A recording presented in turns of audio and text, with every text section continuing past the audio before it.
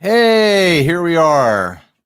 We're live. Hey, everybody. Welcome to 60 Cycle Hum live hangout time, brought to you by Sweetwaters Gearfest.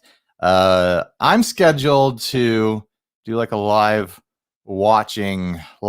viewing of the Yvette Young little interview clip that they have here. So when that starts over here in the side window, I'll bring that up. I actually have the recording of it. I don't have to rely on the live, but I don't want to interrupt their regularly scheduled stuff. So I'm just going to hang out until that actually starts. How's everyone doing? Haven't done a live thing in a while. If anyone has questions or anything they want to say, I'll bring up comments. Go ahead and comment all you want.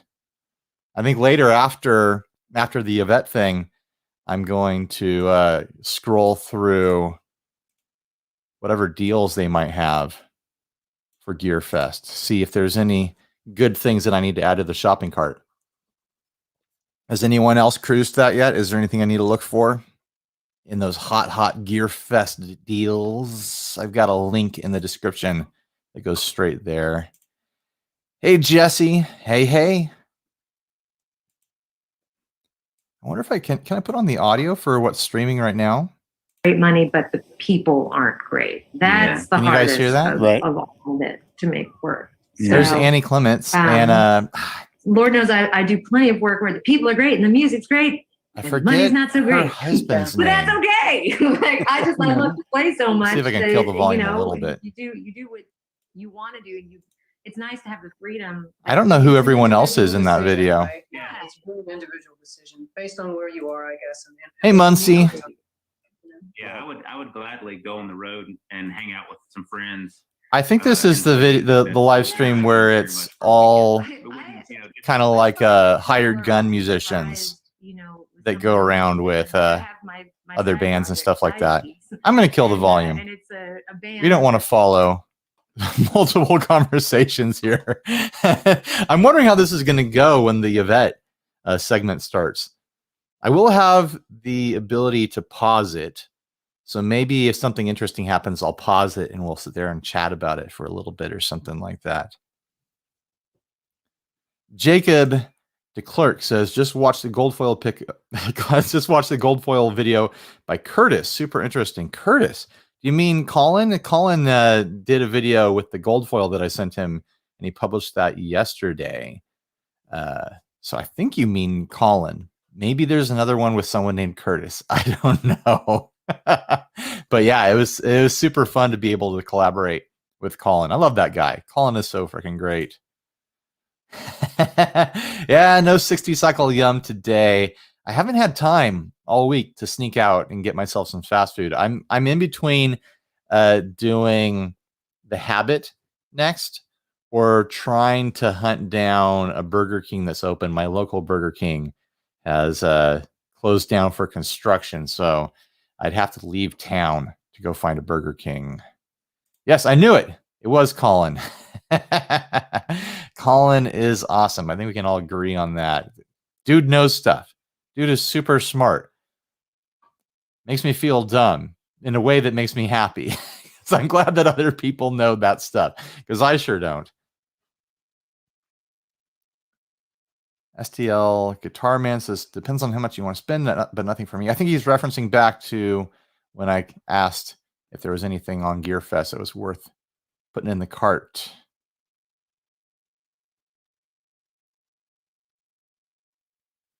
Oh my gosh. Eric says, so funny when someone takes my comment seriously, like your boomer vid. It wasn't a boomer vid. I put like a boomer clickbait thing in the title. It's not actually a boomer video. My personal rules for like any sort of thing like that, if someone calls you a name, if someone says something that you don't identify with, just roll with it. Just yes and that. Like, who cares if someone says something about me? I don't care. You got to hit that BK. That's what I'm thinking. I haven't had Burger King in forever. I've heard their chicken sandwich is good.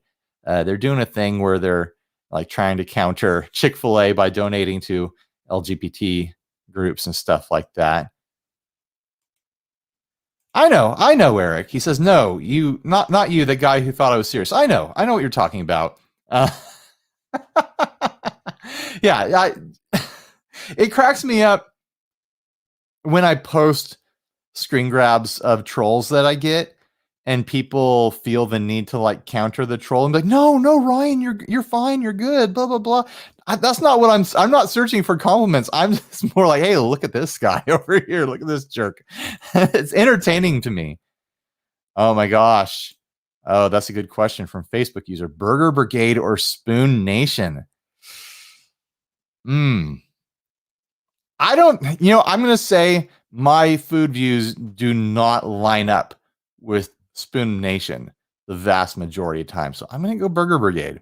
Sorry. And I am somewhat of a heat seeker, so I'm already, headed that way anyways. All right. The comments are coming in fast now.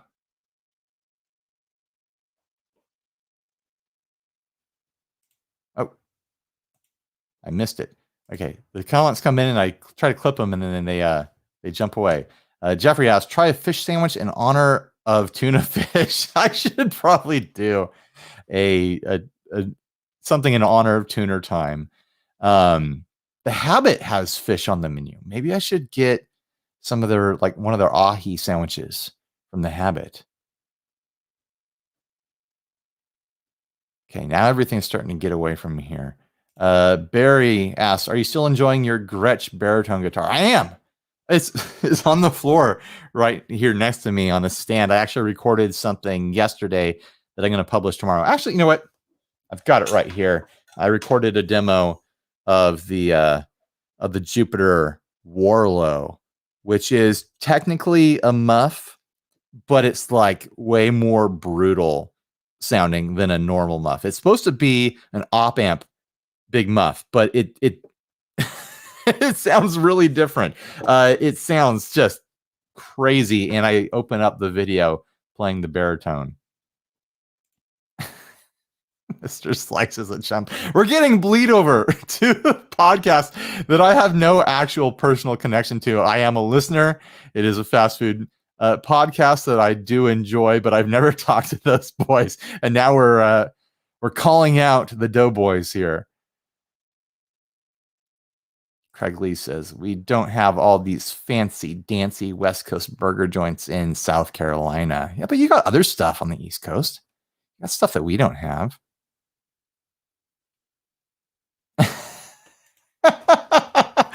I love how this is all food chat all of a sudden. In the news today, they did a DNA check on Subway's tuna and they were unable to find any tuna DNA. I think that means that they're using clones. The DNA is not there because they're just growing tuna out of some sort of like a matrix clone. It doesn't actually need DNA. It all just comes out of like a programmed 3D printer tube or something like that. Better Butter Burger. I don't know what that is, but it sounds great. Okay, here's an interesting one. I love the Affordaboard series. Any recommendations on affordable amp heads I could throw on my hand-built cabinet? I think one of my most favorite affordable amp heads, and its tube, is the Ibanez TSA 15. I had one of those. It goes great on any head. It's a 15-watt amp that makes a honestly really fantastic pedal platform because it doesn't get dirty. You have to slam it with boost if you want to push it into tube distortion. But for a pedal platform, if you need like a clean pedal amp that's kind of low wattage, you can pick those up like $200 used. They're not expensive new either, and they have a built-in tube screamer. It's the price of a tube screamer almost, but it's also a tube amp head. I think they're really cool. What else do we have here? Better Butter Burger Culver's. So that's the type of burger at Culver's. I need to try Culver's. I need to go somewhere that has it. Do they have Culver's in Nashville? I'm going to be going to Nashville next month. If they have Culver's in Nashville, I'm going to track one down. I need to be on the lookout for other fast food places in Nashville that I've never tried, which is hard because I'd rather just eat hot chicken all day, every day when I'm in Nashville. All right.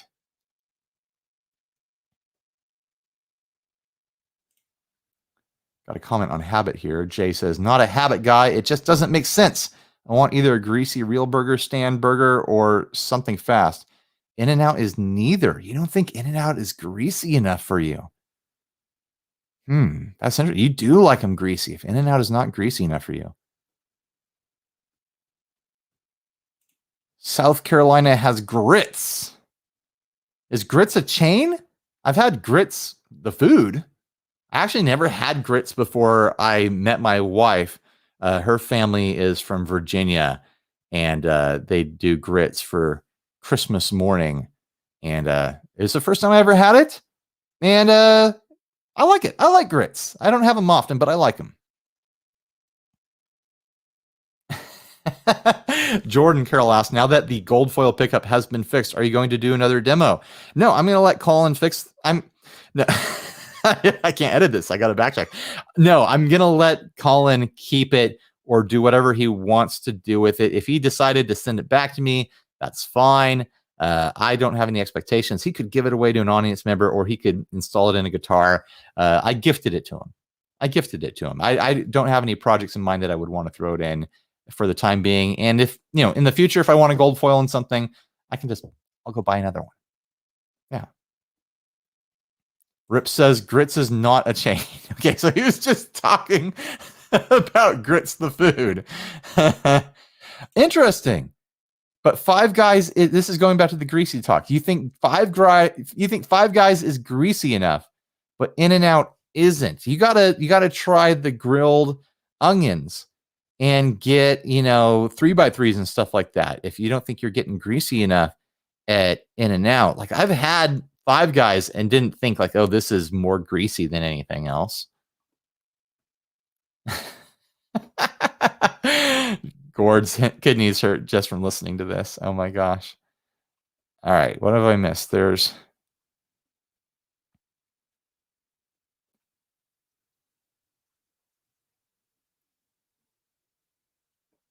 Craig Lee says, so single coil pickups can be out of phase with themselves. No, they can't. Colin said that in the video. A single coil pickup cannot be out of phase with themselves. But in the case of that gold foil, there's two magnets in there, and one of the magnets was out of alignment, which is not the same as being out of phase. But you have to go watch the video. Colin explains it much better than I ever would. Like, I'm just making stuff up when I talk about it. Oh my gosh, I believe it. Basil Tiffany says, Chip Ahoy red velvet cookies are awful. I think red velvet cake is awful. Like I can taste the food coloring in red velvet when I have it. And I know that there's variations of the recipe that don't have food coloring, but I'm like, just give me a chocolate cake. Like, I don't care if it's red or not.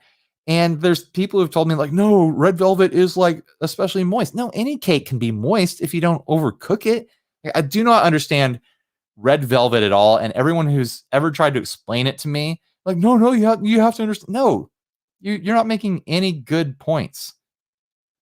Shantytron says it's the frosting. You can put that frosting on anything. Oh my gosh, Gord, yes. I love that this is all food talk. Carrot cake is a good cake, in my opinion. I know people, my wife doesn't like carrot cake. I love carrot cake with the cream cheese frosting, and you get a little bit of extra texture in there with the carrots and whatever else is floating around in there. I could crush a carrot cake right now. Oh man, that would be awesome. There's 93 people watching this. I wasn't expecting so many people to jump into here. Angel food cake with strawberries and whipped cream. Yeah. Oh, summer classic. Absolutely. I know someone who makes homemade angel food cake for strawberry shortcake like that. And oh man, it is just fantastic. If I didn't have this damn diabetes, I would be eating that stuff all the time. Oh, yes. Okay. Craig knows what I like. Yellow cake with a whole stick of butter melted in instead of frosting. No, but put frosting on it too. No, like butter recipe cake, the yellow cake that you put the butter in. I'm on record with my family. When I'm on my deathbed someday, my last wish, my last meal is I want a 7-Eleven Big Gulp cup, completely full of yellow butter recipe cake batter with a boba straw stuck in it. And I'll just sit there and just slurp it up until I pass away with a big smile on my face. Just that yellow butter cake batter. Oh, guilty pleasure all day. Okay, they're coming in so quick. I can't. Canadians put vinegar on fries. Are we crazy? I don't think that's crazy. I love like salt and vinegar potato chips, so it's got to be kind of similar. I'm at the stage in my life where I'm kind of done with ketchup. If I do ketchup with French fries, it's because I've cut it with sriracha or something spicy. I never do ketchup by itself anymore, but trying things like just straight vinegar and other toppings, not mayo. I'm not a mayo boy, but other toppings. I should try that. I should get some vinegar and try it on French fries. It actually sounds kind of fun. Like mixing that acidic with a starchy, like savory, salty sort of thing. Yeah, I like the sound of that. It's all food talk. Oh my gosh. Poo Ninja. Sweet potato fries and dipped in cocktail sauce. You're welcome. That actually does sound good. I mean, that's what I'm talking about. Like cocktail sauce is ketchup plus horseradish. I keep ketchup around for the kids, but also I keep it around for when I want to make cocktail sauce. I'll make my own instead of buying an extra thing of cocktail sauce. I just keep horseradish in the fridge and I mix it up to my own taste. And sweet potato fries and cocktail sauce. Get that horseradish, a little bit of sting in there. I like the sound of that. I never would have thought to dip fries of any kind in cocktail sauce, but that actually sounds really nice. More Doughboys talk here. I give ketchup 1 fork, no tines. It has its place. Ketchup still has its place in my fridge, but mostly as an ingredient. Like when I make meatloaf, I'm gonna do like a ketchup mixed with mustard, mixed with barbecue sauce kind of sauce that I put on the meatloaf. I need ketchup as an ingredient. Make sure you use malt vinegar on your fries. Maybe I should be doing 60 Cycle Yum as a live stream. You guys are hot to talk about food. Oh man, I've heard pickles and peanut butter go together. I'm skeptical of that. Although that is mixing a vinegar acidic taste with a salty, savory taste. But I think the creamy element of peanut butter is making me gag a little bit thinking about that.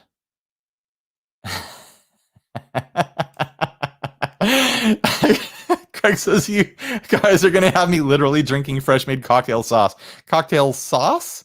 Cocktail saucy? So listen, if they didn't want people to drink it, they wouldn't call it a cocktail, right? Oh, good point, Duke. Live stream eating for the love of God and all that is holy. Yeah, I should not do that. Chewing noises. Well, I should mute myself while I chew and let someone else commentate. Like I'll bring in a guest and they can commentate while I chew. Oh, gross. Oh, mayo and ketchup in a single bottle is an idea whose time has come. I think no. Wait, did I hope I didn't miss the beginning of Yvette's thing.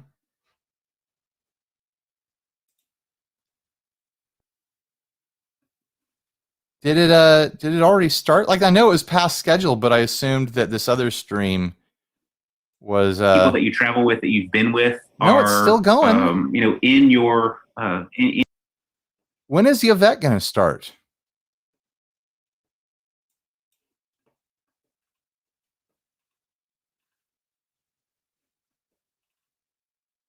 Maybe because this is live, maybe they're pushing it back. How long has this video been going? It's not going to tell me, is it? Oh no, this is just their live stream. So I have no idea. Why hasn't the Yvette one started yet? Falling behind. But yeah, mayo and ketchup. I already don't like ketchup. I despise mayo, so no thank you. I am not a mayonnaise boy at all. Every now and then mayonnaise as an ingredient in something is fine. Like I make a banana bread that's got mayo in it, and it just makes it really moist, but you can't really taste the mayo. But like the feeling of mayo touching my tongue, ugh, it grosses me out. No, feed mayo to live tuna. Oh, it's animal abuse. No, thank you, sir. All right. Do we want to wait for them to get to Yvette? I don't want to accidentally skip over it. I mean, I'm going to be faking it by playing a recording anyways. I should wait. I should have patience. It would have been weird to expect to log on and do the Yvette segment when it was scheduled and then have to sit here and wait. So it's a good thing. Can't talk. It's a good thing we're all down to just hang out, right? Pooh Ninja says Miracle Whip is not mayo. I wouldn't know. I don't go around tasting mayonnaise alternatives to see if they're the same as mayonnaise because I don't like mayonnaise. Sugar in mayo might actually make it better.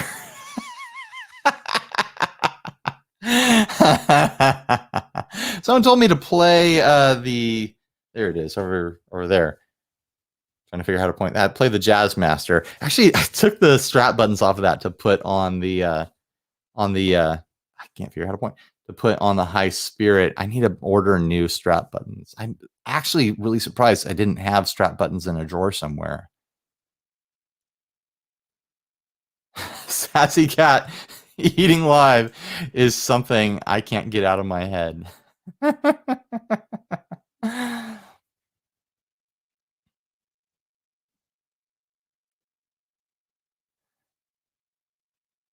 Hold on. Who are those people in the little screens in the little screen? Actually,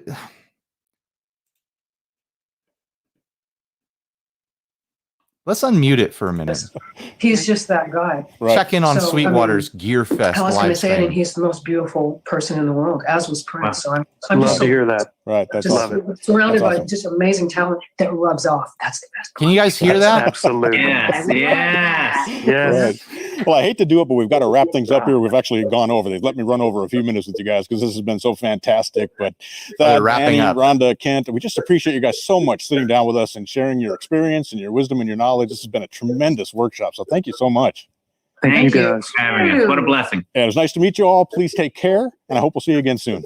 Fad. Thank you. Take care, Fad everybody. is- Great to Thank see you. you all. Thanks, everybody. Hey, everybody, and get back on the. Fad is the name of Annie's husband. I just remembered. I watched their stream with Andy on the Guitar Geek podcast earlier this week, and they're just a charming couple. I want to hang out with them. I want to like get together and like let the kids run around in the yard and have like a barbecue with those two. Like they seem like just really fun, down to earth people. All right, so we're just waiting for Yvette's stream to start, and then that's what I'll put up. And we'll finally get down to business. 23 minutes into this live stream, we've talked about nothing but food. Oh my gosh, they're still going too. Are they still saying their goodbyes? It rubs off. That's the best part. It Right. rubs off. Absolutely. Yes, yes. Yes. Well, I hate to do it, but we've got to wrap things up here. We've actually gone over. They've let me run over a few minutes with you guys because this has been so fantastic. This stream is behind. Annie, Rhonda, Kent, we just appreciate you guys That's so what much happened. sitting down with us and sharing your experience and your wisdom and your knowledge. All right. It's been a tremendous workshop. So thank you so much. Any Thank minute you now. for having us. What a blessing. Yeah, it was nice to meet you all. Please take care, and I hope we'll see you again soon. Thank you. Take care, everybody. Right. Take Great care. to Thank see you. you all. Thanks, You everybody. too. Hey, everybody, and get back on the road. You do. Our thanks to everyone who participated in the Sideman panel. I mean, where else would you have access to players like that besides Gearfest and be able to ask some questions? Such a fantastic event. And remember, we're not even near the halfway point. This is just day one. We've still got lots more music, interviews, workshops coming your way today, as well as a day of full gear festivities all day tomorrow. So be sure to stay tuned. Now we encounter our next artist when she brought her band Covet to Gearfest for a performance a few years ago. Here we go. To say we were blown away is an understatement. We're Covet finally really about to get to business. Their musicianship, their songs, and those songs originate largely with the band's guitarist, Yvette Young. She's a super skilled player who's also a very talented composer. And in this interview, Yvette will take us through the process of how she takes an idea from an idea to a fully fleshed out song. I mean, you're going to get a real kick out of watching her creativity in action. So please check this out. Hi, I'm Mitch Gallagher. All right, now I'll start it from my thing here. There we go. Oh, where's my audio? Gear and music. Ah. We have a special guest with us here today. This is Yvette Young from Covet. Great to see you again. Hi, always a pleasure being on your programs. Oh, thank you. We did an interview back in January around NAMM time, and over this. it's I nice can to talk to you again. Rewind if I need to. I watched it before this. So what have you been up to through the winter? I saw you've got some tour dates coming up, and I see you posting some music and things. Tell us a little bit about what's been happening. For me, I was just working full speed, grinding, meeting due dates and deadlines. Okay. that sparkle on that Talman. Oh my gosh. They need to sell Talmans. I love the green sparkle color on her signature, but they need to sell some with that heavy metal flake like that. Oh man, it's so good looking. Before everything shut down, and we had this whole like big headliner tour planned, and that all just went out the window. So I took the time to just get a lot of rest and to recharge my creative batteries. I feel like I was just working so hard. I never really had a chance to like acknowledge, maybe even like my mental health. And then like, there was a lot of things that I wanted to do that I just never had time for. So I taught myself how to do basic recording so that I could do demos myself and send them to my bandmates long distance. And that was a game changer. Like before, believe it or not, I was kind of just keeping everything up here, and I had a bunch of crappy phone recordings, but now I'm able to use a DAW and do a little bit of lightweight producing. I think a lot of people struggle with like, they don't want to start something because like me, they're a crazy perfectionist. So they don't want to put out maybe a subpar product, and they don't want to like do a bad job, but everyone has to start making crappy recordings. You learn by listening to your old recordings and figuring out things that you didn't like and trying to find ways to improve. I start making crappy recordings, and that also requires a lot of time. And boy, have I had a lot of time. So, yeah, that's been what I've been doing. And also I wrote a lot of the new album, which it's just so funny because we're doing a tour based off of music I released a year ago, but I'm already basically sitting on half of a new record. Wow. So I can't wait to be able to play that new music and go record that. But first, if those sparkles are coming through like that in like a webcam, in person, that's awesome. So like that glitter just slices through your retina. There's no way that's not the most intense glitter you've ever seen in your life. Less sophisticated recording, if you will. Has that changed the way you write? Has it changed the demos that you do for the rest of the band? I'm able to now plan out my effects a little better. Like before, I used to mess around with effects and record on my phone, but now I'm able to like change things around on the DAW. And let's say I don't like a section, I can like punch that section in. Also, like I can hear what it's like to swap the ordering of effects real time rather than have to like, again, unplug everything. And it's interesting to hear her talking about recording like she's really new to it, which I think is fascinating because her playing style, it has this very like cut up, sampled sort of thing to it. And it's amazing to me that she's been writing that way outside of a DAW, outside of like an editing environment. Like that's just the way she writes. Like it would seem to me like it would be such a natural like work path for her to sit there in recording software and go piece by piece, like segment by segment, writing her songs. But it sounds like this is new to her, which is really interesting to me. Maybe that in a matter of just dragging something around. So for me, that's been so efficient. And even if I'm not using the final product of what I hear on Guitar Rig, I can then take what I've simulated on my computer and then try to replicate it with my pedals. And oftentimes I'm actually amazed at how close the outcome is. Like, it's just been really cool. I think I've had to adapt. I'm admittedly kind of a tech philistine, so I just like always want to do things old fashioned. If I could, I would just have like a quill and parchment to like write everything. So what does that mean then when you have to take your songs on stage and you've got to design a pedal board? Do I need a plant?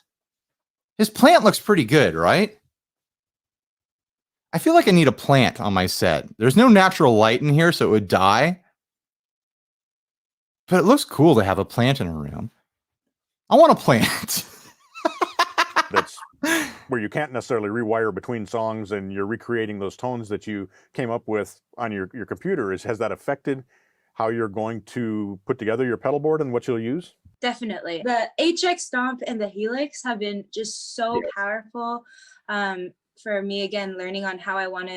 That's interesting that she's using the Helix stuff. She's using an HX Stomp and a Helix. Another thing that seems like a no-brainer to me, like for her signal path, like that makes sense to me. Like that fits like her playing style, is to have really quick and experimental access to a bunch of different sounds. You are a plant for Sweetwater. You caught me. Work and with you see plant over here. Ordering. With the HX Stomp, I think I'm interested in learning how to run stuff stereo for future gigs. And I've even been experimenting with like trying to split a signal so that like for like a distortion or a fuzz or something, like I want to preserve that clean signal, but also have one that's more affected and wet, so that. Yeah, she's talking about something that is like my favorite part of the HX Stomp and the Helix stuff, is that you can split your signal and get really creative, and you can split out of the stereo and have like one side be a completely different amp, or one side have distortion or different effects. You can like really go crazy with your wet dry rigs. Like I will, like my standard is when I record in the field with my HX Stomp, I'm running 2 amps and 2 cabs and 2 different mics at the same time, just because it gives me options in post. Like it allows me to select between 2 completely different rigs when I'm editing it in post. So yeah, like totally agree. That's such a huge part of the HX Stomp and Helix. And it's exciting to me to hear that someone like her is doing something similar to me. The blend is there's still clarity in that. Right, right. You've talked about how you've been learning about technology and working on recording skills and things. Have you also been spending time on your guitar playing and your composing? I know you've been writing a lot, but are there things you do to try to improve that and to get better? I've been definitely just trying to finish a bunch of songs. I've been doing a ton of riff demos. A lot of the newer stuff actually really started out instead of me sitting down being like, I'm gonna write a song right now. They've been kind of just like little maybe rhythmic ideas I've had, or even just like gear demos. Like I've been sent a bunch of pedals that I had to try out, and I find that pedals just make me write so differently sometimes depending on what comes out, because I'm really paying attention to like what the tone is coming out of the pedal, and I really want to showcase that. So I've been writing a lot differently thanks to effects. And I guess I actually spend most of my time sitting down just thinking of how I can extrapolate on certain riffs to flesh them out into full songs. Like my passion has always just been in composition, even though I feel like I do have like a toe in the virtuosic guitar world, which I'm like super grateful for. I always do feel like an outsider, because at the end of the day, all my time goes into like, how can I write like a really compelling song, and how can I write something catchy, and really sit there and compose something. When I'm learning a riff, I can never really play anything that I imagine first, because it starts from in my head. I don't know how to play it yet. I don't really use shapes or anything because I'm in like so many different tunings all the time. So I end up just slowly, arduously piecing together what I hear in my head, including all the different harmonies and all the little runs and stuff. And then I end up just sitting down with that for probably 5 hours, and that equals practicing for me. Right. Right. Do you notate all those parts, or do you have a way to keep track of them? Because as you build up a library, if you will, or a body of work, you have to remember the older stuff and work on the new stuff and prepare it for the tour and things. I kind of wish you would just take the coat off and just be a t-shirt guy. I will Like, say the DAW has the helped sports me a coat lot, over the t-shirt is keeping making track it of all look my too videos. formal for most positions. That's Every time I just my record, opinion, I make a anyways. video for it, so I can remember where my hands were. Because on guitar, different than piano, there's like a bunch of ways to play different intervals, and you can play a chord like 4 or 5 Of course different you ways. do, So Floopity. Of it's course you just do. if I were to just use my ear, I'd probably be lost.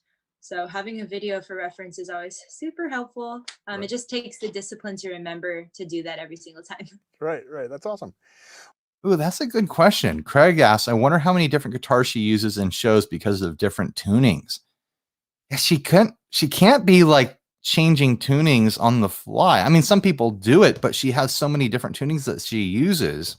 I also wonder, like, I can't wrap my head around remembering all those songs in different tunings. I guess that if she learns a guitar in a tune, she learns a song in a tuning, she writes a song in a tuning, then she is going through the muscle memory of that song and she just picks up the guitar that is in that tuning. So maybe it's not that big of mental gymnastics, but to me, man, that sounds challenging.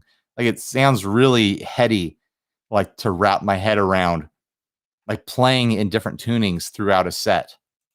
Well, would you? Could I ask you to kind of show us what you're talking about? Could you play a little bit for us and talk a little bit about that?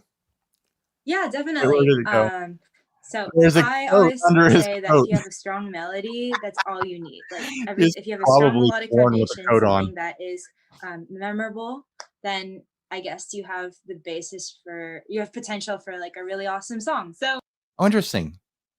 Chick-fil-A the Amazing says, I watched her rig rundown and she only had 3 guitars. I wonder how much tuning that covers. Are they all different tunings, or does she actually change tuning mid set? yeah, I had this idea. I was just like, oh, it'd be so cool if it was maybe the sequence like ba ba ba da ba ba ba da ba ba. So simple, right?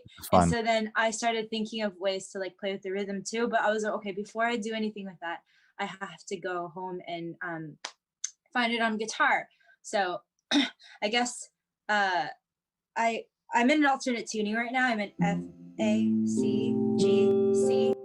I think it's really interesting that she starts from vocal singing to find her parts, because when you listen to her playing, it is so like scattered and busy, but it does have that strong melody line.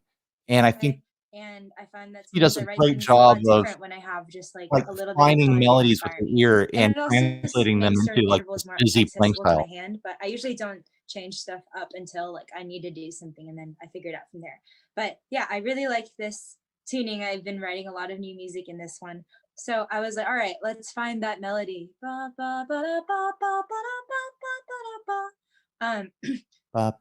use my voice primarily initially because I feel like you're writing the music that actually wants to be written, that's the sign of a good just your comfort piece. and Like, you convenience can hum it, the you can sing instrument it. dictate what you're writing. Like, that's mostly A lot what of I people look say that they for keep on writing the same thing, but I feel like when you I'm can fix like that if you listening for just good totally surf rock get off music, your good guitar surf and just instrumentals. think of It's the like there melodies needs you to want be to a write melody and then to find grab your them, which is attention. what I'm about to do. So I think it's really interesting that she goes through that process of finding like a really solid melody before just picking up a guitar okay, found the and notes, right? trying to Your shred it, tuning you is know? awesome. Recommend it for everyone.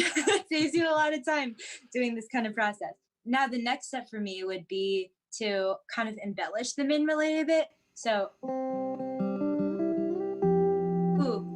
I already have that open string right there to like drone it, be a drone underneath it. So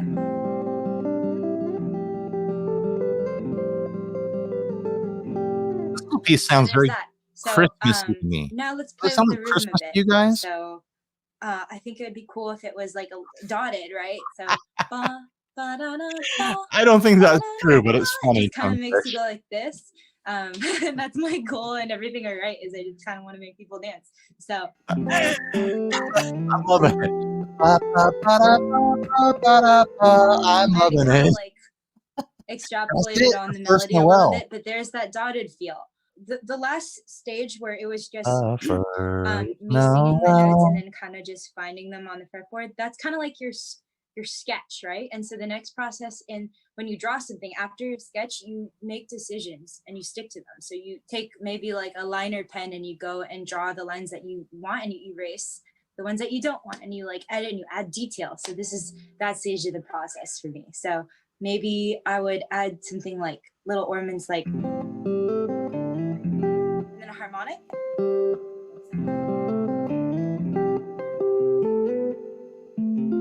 Is this us figuring out that she's working on a Christmas album right now? And I felt like because this is for her next album. Maybe it's gonna be a Christmas that album. root note. It's such like a melancholy chord. To me, it sounds like longing. So.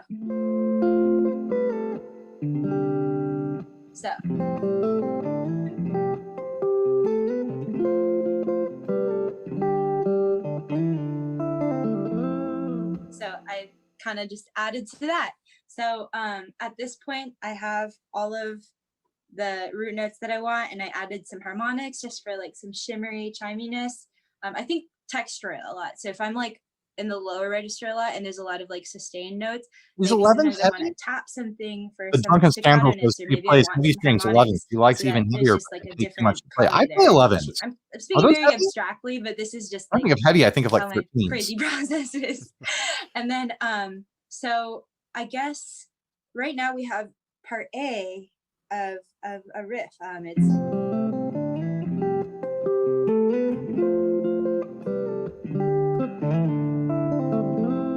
and then maybe I would add like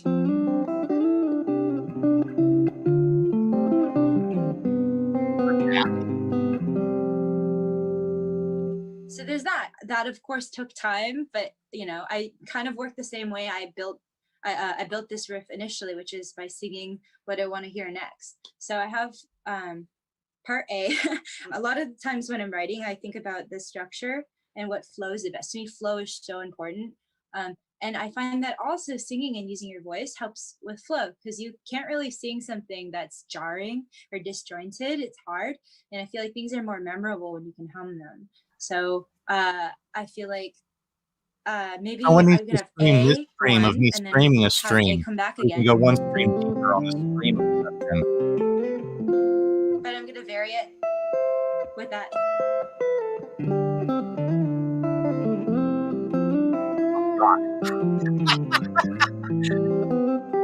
All that like buttery stuff. I changed the ending.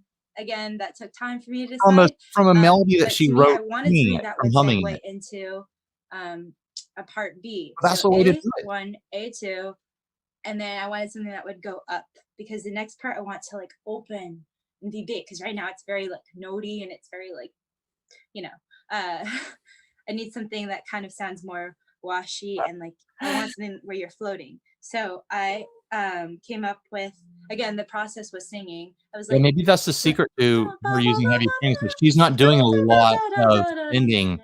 She's doing like a really light cut, my voice is a bit sort of like now. hybrid tapping sort of thing, and jumping around, doing little open harmonic touches, stuff like that. So to go into that, it would be Also, 11s really are not that big of a deal as far as heavy strings go. Your guitar's set up decent, like heavy strings don't feel that awesome. I like heavier strings because it means against more mass. But I'm fucking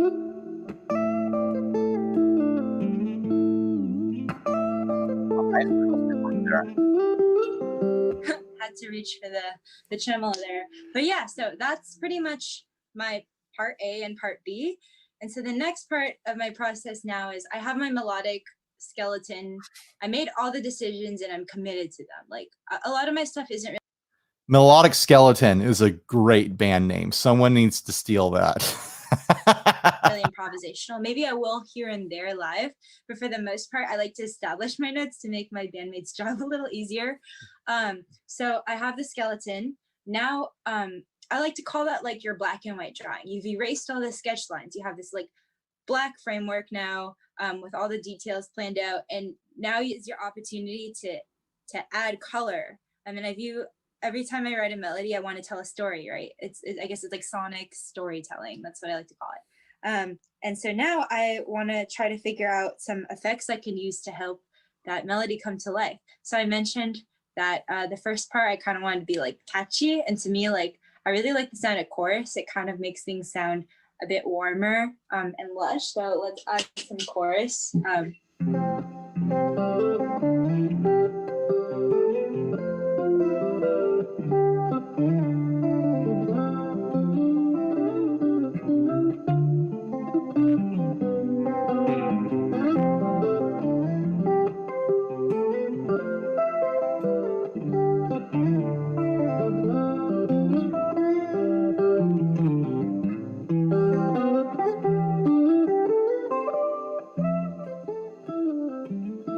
So that part, I feel like I want to open up, and my favorite way to get things to open up and sound kind of like they're blooming is with a delay. So I'm going to tap in the tempo I want. I really do wonder if this is going to be a Christmas album.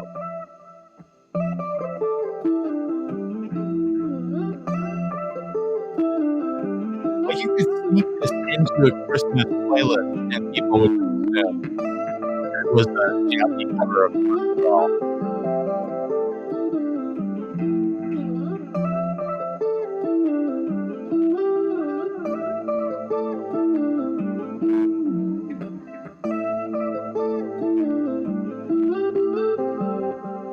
So then it would probably repeat. And those are the sorts of decisions I would make. I'm like, how many times should this section come back? Is it boring yet?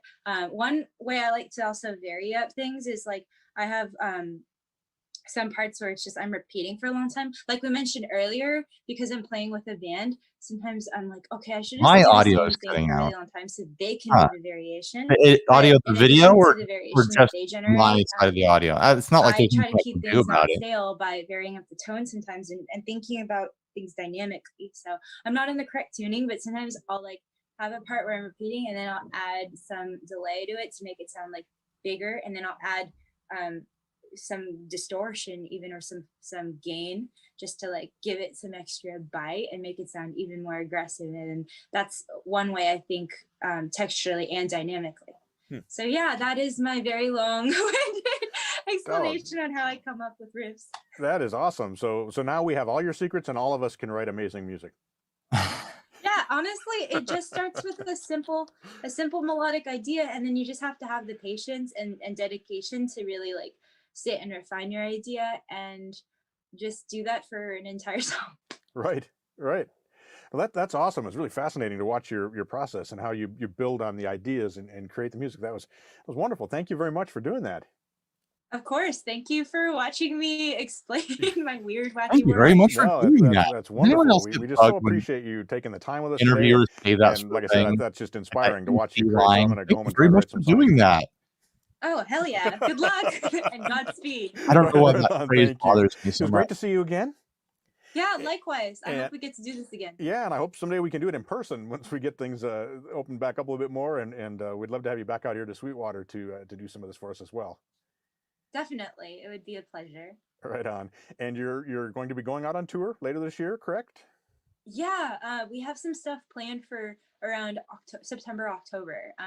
And with luck next year, maybe full US headliner. We'll see. Fingers crossed. Nice. And of course, you mentioned also you've been writing for another album coming up, and so we'll be watching for that as well. So you've got lots going on. Clearly a Christmas album. The thing I showed you actually is going to make its way onto the next album, so you might hear a riff that you recognize. Right, a sneak preview of the next album. That's awesome. Well, thanks so much for sitting down with us today. We're just thrilled that you were able to join us for Gearfest 2021. It's been a real pleasure. Of course, the pleasure is mine. Thank you, and take care. You too. And thank you for joining me here at Gearfest 2021. I'm Mitch Gallagher from Sweetwater. You're welcome, Mitch. Thank you for doing that. Thank you for hosting this, Mitch. That was fun. I don't know. What do you guys think of this format? Let's bring up Gearfest now and see if there's any good deals. Yeah, seriously. Patrick M says, I'd be fine with a modern Christmas album. One of my favorite Christmas albums is actually the Low Straight Jackets. Have like a surfy Christmas cover album. And it's got a really great medley of Feliz Navidad and Tequila, I think. Yeah, it's got that dun dun dun dun dun dun dun. Yeah. I'm not even going to try. Go look it up. All right, let's look at what we got here on the Gearfest. 4 days only, June 25th to 28th. Sale. I want to go through hottest deals, or do I want to go buy guitar?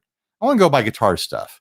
Let's go through amps and effects first, because I don't care about recording or software or headphones, or maybe I care about content creator, keyboards, drums, DJ lighting, live sound, accessories. Now let's start with amps and effects. What do we have here?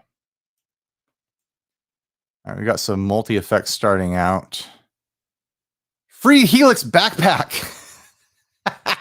That's the deal. You get a HX Stomp or a Helix and you get a backpack or something like that. Man, those H9s are so expensive. Anytime I see an H9, MSRP is 800 and they want 700 for it. Every time I see an H9 on a board, there's two of them. People buy two of them and they're $700. Now this is, I keep looking at these. They just look cool. 125 bucks. Oh, there's two, it's B stock savings.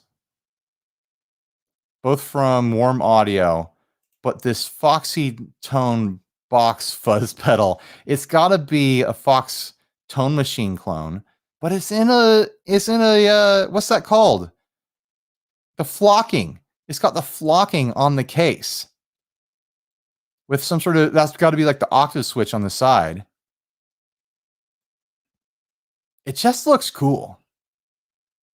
I'm sure it sounds like just a nasty octave fuzz because that's what it's trying to be. And I know all that flocking is going to wear off as you use it and step on it. But I think those are a fun throwback. All right, let's go back to the feed. Oh, they have the jet phaser too. I don't know anything about Warm Audio, but this stuff looks cool. Okay, so this is all broken down into multiple deals per tab. Is my internet dying on me? That's why the audio is cutting out. I don't have enough bandwidth to look at the Sweetwater website. Here I am live streaming.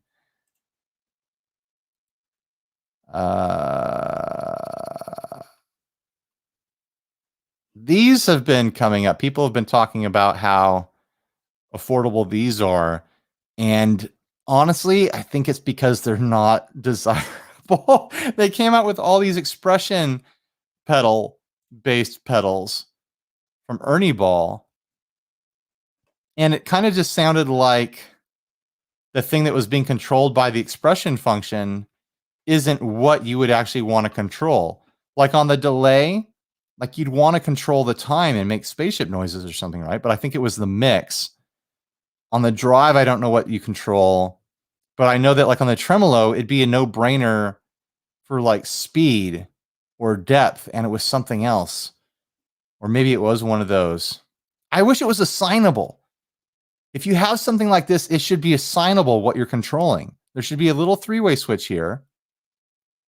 Like they could put it right here, other side of the power jack. Let's see, select between drive, tone, or boost. Which one are you going to control with the expression function?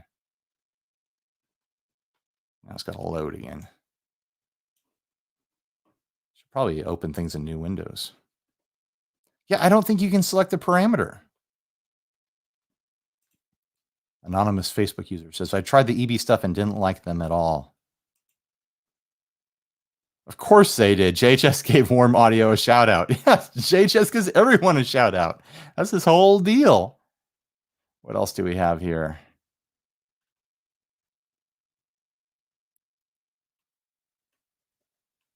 $100 off an HX Effects.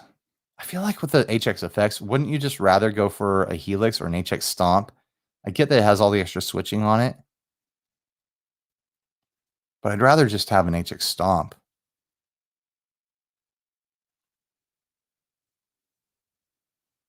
$30 off. Vox Valve Energy pedals, Ernie Ball tap tempo. I recommended one of these little Vox heads to someone recently. They were asking about like a good bedroom level simple tube amplifier, and I know it uses those little nano tubes, but the Vox head that I had years back, I did a test where I compared it to the AC-15 that I had through the same speaker as the AC-15, and I was shocked at how close it sounded. So I think these MV50 things still have some merit, and they're $220 for this one right here. I mean, it doesn't buy you a lot of variety, but if you just need to make, you know, a speaker do its thing, if you got a cab and you need a simple little amp head, I think they're actually kind of cute. I did find troubles with the one that I was using where if you turn it all the way up on the 16 ohm setting, it goes into a shutdown mode to protect itself. But if you don't turn them all the way up on 16 ohm, then they're fine, I think. All right. They're always got a deal on the analog alien stuff. They had me do a video on the rumble seat, and it was really, really fun. It was a fun pedal. But I want to know what Sweetwater's deal is with analog alien. Why are they always running promotions on them? It almost seems like a house brand at some point. Oh, interesting. Catalan bread. Okay, starting at 169. Let's check out the prices on this Catalan bread stuff. I need a drink of water. There we go. My mouth is getting sticky. Now we're talking over here. Okay, so yeah, it starts at 169 for this one. The Belle Epoque Deluxe is 360, down from 480. And it's new, apparently. I know that this is new. I didn't know the Deluxe was new. Sabra Cadabra Clearwell Edition Overdrive pedal. I don't know anything about that one. But this Belle Epoque, is that how you say it? Epoch? I'm probably saying it completely wrong. It's one of those words that I only ever read. And then if people say it around me, I probably don't even understand what word they're saying. I like this colorway though, with the Japanese lettering on it, so that I won't know what it's saying at all. I know that it's a tape echo, but then you just have to guess for the rest of it. And it's just really sharp. I like that look a lot. Everything should get a Japanese variation. It'd be fun to have like a Fender amp where the Fender badge on the front was translated into Japanese. Oh, here we are at the bottom of this line. We'll let it load. We got a Coulter Labs 2x10 cab here. And then a Marshall Studio Classic 70 watt 1x12 extension cab B stock. All right, let's go back to the guitars. What have we got in guitars? Any hot comments coming in? I haven't been keeping an eye on you guys. You retailers, send Ryan all this stuff. No, it would be too much. It would be way too much stuff if all this stuff came in at once. I already have trouble with how much stuff is over here. All right. Relish guitars starting at $3,000. I know these can get pricey. These are the ones that have like a really crazy construction. I see them every NAMM.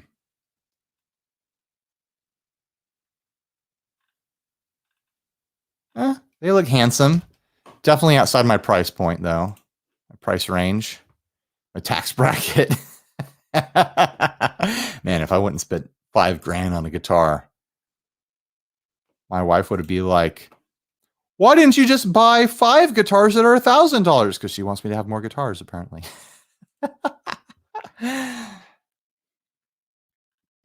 All right. Oh my gosh, here we go. 127 deals get up to $500 in bonus bucks. Does that mean that it's bucks that you can apply towards the purchase, or is that bucks that you can use on something else? So you get yourself bonus bucks, and then you buy yourself a strap or a case or a pedal or something. So you get yourself an acoustic sonic, get 100 bonus bucks. You buy a $7,500 Les Paul, and you get 500 bonus bucks.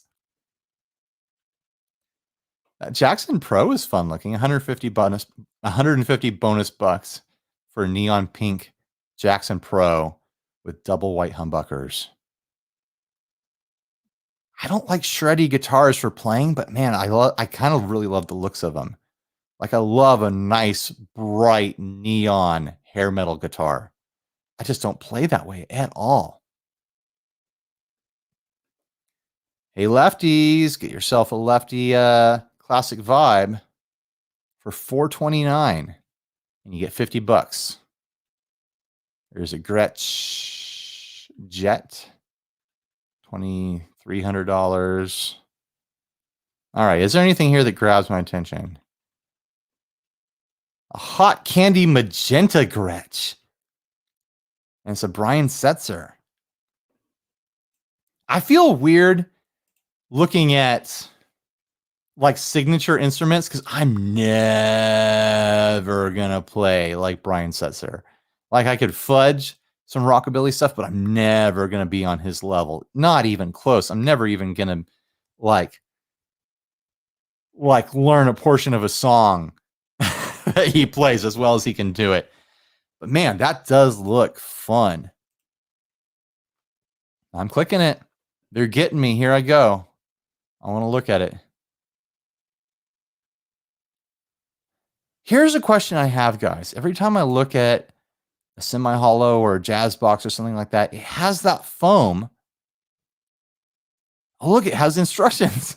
It has that foam in between the bridge and the body, and I'm always nervous. Like, if I get this, I'm going to have to do surgery to remove this. But it says there, loosen strings, pull to remove. But wouldn't that move the bridge around?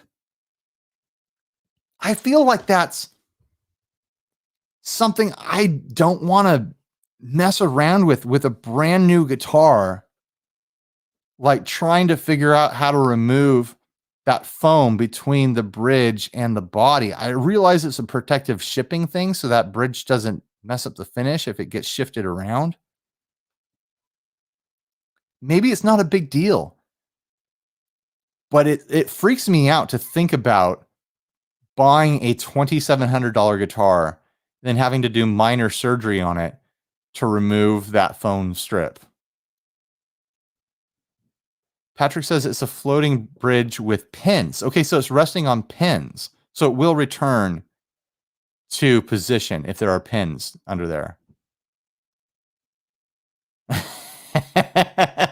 Ryan's anxiety just went to 100. Yeah, basically. What else do we have here? Does anyone want to join? Here's the join link. If anyone wants to join and hang out, click that link. And you can help me commentate. Watch, I'm going to end this stream in like 5 minutes after someone joins. What else do we have here? D'Angelico. Travel guitar. Bunch of Gretsch stuff. Schecters. Uh-oh, violin snuck in. How did it manage that? Yamaha Silent Series electric violin.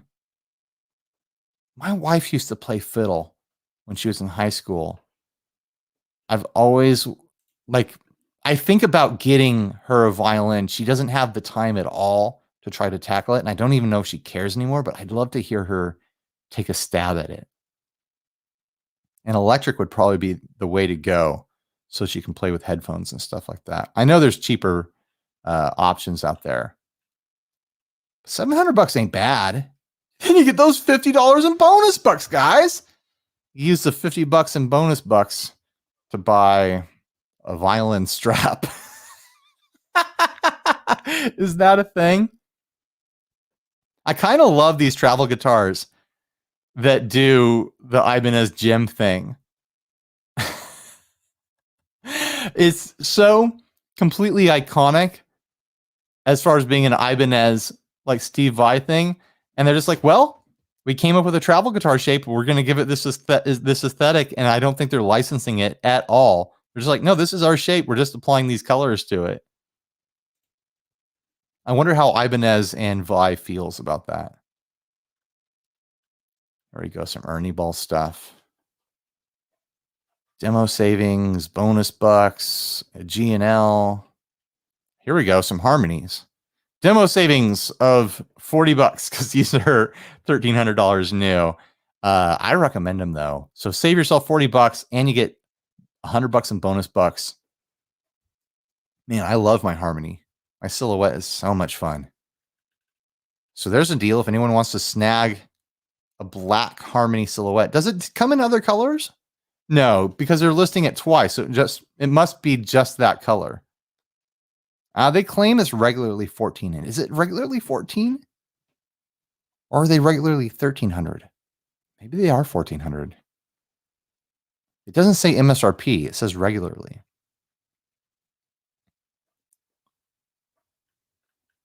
There's one of those Variax things.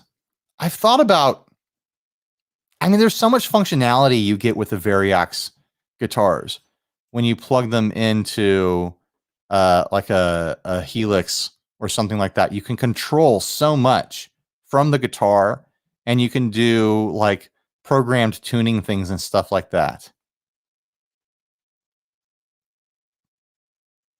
But then I don't want to commit to getting one of the Line 6 guitars. I want a guitar that does all the normal stuff too and is appealing to me as a normal guitar. I wish they sold a system to upgrade any guitar that you want to be, you know, compatible with those systems. Here's another harmony, the Rebel in black, $140 off and $100 bonus bucks. Oh, only page 1 of 3. All right, here we go. I thought we were at the end. Yeah, the Variax is still a thing. It's weird. Ian Johnson says, I didn't realize the Variax was still a thing. Yeah, they still make them. They came out with that signature one, I want to say like 2 years ago. All right. Let's scroll a little faster through these. Got some Friedmans. Got an upright bass. Yeah, so they're sneaking some other stuff in here. More Friedmans. Ernie Balls. Is anything going to catch my attention? That's the question. I got some of them Kramers. Listen, guys. If you want a Super Strat, there's no Super Stratocaster more authentic than a Super Stratocaster made by Gibson. Oh my gosh. Those are fun though. They are fun. The Kramers are a bunch of fun. Here's some of those harmonies with the flame tops on them. I like my solid color harmonies better than the flames, but if people want a flame, I'm not going to judge them. They've got a couple colors here. I know Joe Branton at the Guitar Nerds podcast really loves his Juno. Like he's always posting pictures of his Juno. I think they're fun. They're really fun for like a small kind of guitar. You know I like small guitars. Never heard of this brand. Caparison guitars? Horus. It reminds me of an old Hamer design. The Hamer Californian, I think, with that extended fretboard there, going down to a hot rail in the neck position. That is interesting. Outside of my tax bracket, but it's interesting. Uh-oh. A couple basses sneaking in here.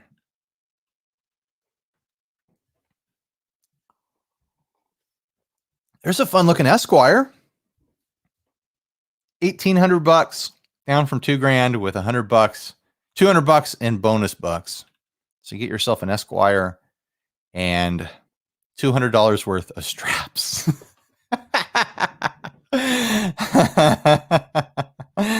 Oh man. Rick says he has been eyeing the Harmony stuff a ton lately. I recommend them. I really love my Silhouette a lot. I kind of want a Comet, which is their semi-hollow, but every time I think about it, I'm like, man, I've already got too much stuff around here. All right, one more page. Like, I would have to convince myself to sell 2 guitars to bring a new guitar in that I want just for me. And then I know that week, like, some manufacturer would be like, hey, we want to send you a guitar to demo. Like, it really is like a Hydra situation over here. I get rid of 1 guitar and 2 more show up. You've got the Dan Electro 64, which is kind of their premium level. They came out with a version that was higher end, and I think this is it. Oh no, that one had the strap pickups. It was like $1,200 or something like that. So this is just the normal price for that now. That is interesting. Normally $900, and now they want $800 for it. Plus, you get $100 in bonus bucks. Here we are at the end. Some really bright D'Angelico jazz boxes. I don't know. Anyone spot anything that that caught their attention there? I don't think I caught anything that really grabbed my attention. Maybe we should cruise the accessories. It's tricky because it's not like none of the deals are like, oh my gosh, I don't want to lose money on this. I have to grab it right away. It's all like, oh yeah, oh, if I already wanted that, I could buy it now for, you know, 150 off. So it can push you over the edge, but it's not like, oh my gosh, ridiculous clearance prices, which I understand. Where are accessories? Here we go. Oh my gosh. Let's look at some crazy straps. Shop all 15 deals. Here we go. No, it's just Dunlop products. It's not all straps. All right. Now I feel tricked. Can you guys hear me when I'm burping?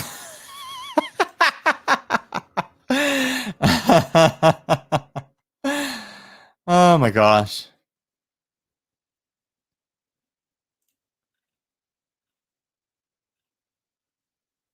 I don't like that I have to click things to shop all 51 deals or all 23 deals. I want all listed out. Some stands for monitors, reflection filter. All right, I'm just going to scroll quick. Oh, I actually got one of these. The Reverend the Reverend Willie's hot sauce box. Came with a strap and a slide. It's a fun slide. The hot sauce is good too. My sister and I are planning a 60 Cycle Yum episode where we enjoy some hot sauces. She just recently discovered she has a really high tolerance for spicy food, which is funny. These monitor stands are funny. I could probably use something like that on my desk, honestly, though.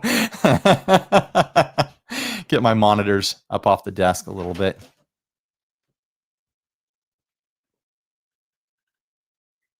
A power bank. $26. Meh. Got some surge protectors. Henry has entered the room. Want to say hi, Henry? Yeah, I'm sucking on a broken popsicle. All right. I'm just doing a live video. All right. What else do we have here? I'm going to wrap this up soon so I can go have lunch. Got some Fishman Fluence, Grisseltone P90s, USB cables. Oh, that's it. That's the bottom of the list, guys.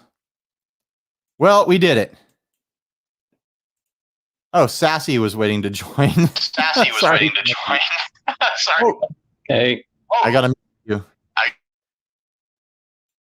There you go. Can you turn off your speakers and do headphones?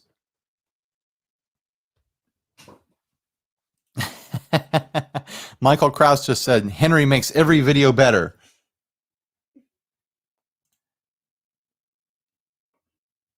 That was Henry's 60 cycle yum, because you were talking about the food you were eating. Can you guys hear him slurping on his lollipop? There we go. Some gross ASMR action right there. Show him the color of your tongue right now. Yeah, that's what I thought. All right. There you go. Sassy's got headphones. Did you dye your hair, Sassy? It looks blue. It is blue. I like that. It's been blue for about a year. Oh, okay. I think usually you're in low light or something like that. And we haven't done a lot of live streams in a while. Maybe I just don't remember. Well, we all remember the unfortunate incident with the last live stream, and we don't talk about. Oh, yeah. I forgot about that. I never went through and re-edited that to republish it. Yeah. Things best left in the past. Let's not go back there. Well, I hate to add you in last minute here, but you get to help me say goodbye because I'm ready to go have lunch now. Oh, what's for lunch? I don't know yet. I don't know. Maybe it's just a grilled cheese or something simple. Oh, that's nice. Yeah. ASMR lollipop. All right. Bye, everyone. Thanks for watching. Stay grounded. Thanks to Sweetwater for setting this up. It was fun. And yeah, Sassy already said it. Bye, everybody.